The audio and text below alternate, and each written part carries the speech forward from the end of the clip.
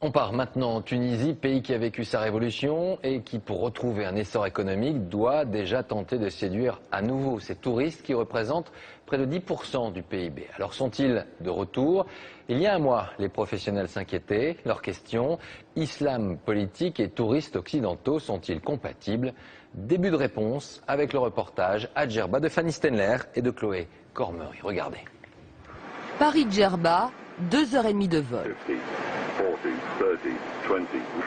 Une température extérieure approchant les 42 et la garantie d'un ciel sans nuages pendant toutes les vacances.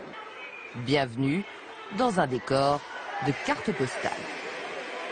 Il va falloir faire du bruit. Allez mesdames, approchez. Il y a 2 ans, la Tunisie avait connu une année record avec 7 millions d'entrées touristiques. Depuis, il y a eu la révolution, une époque agitée qui avait fait chuter les réservations.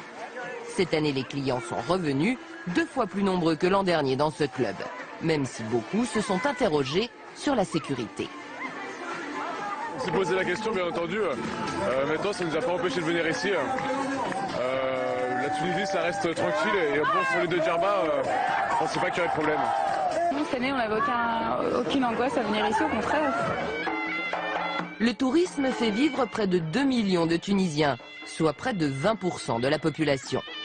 Alors, lorsque l'hôtel reçoit la visite du ministre du tourisme tunisien, rien n'est trop beau pour lui.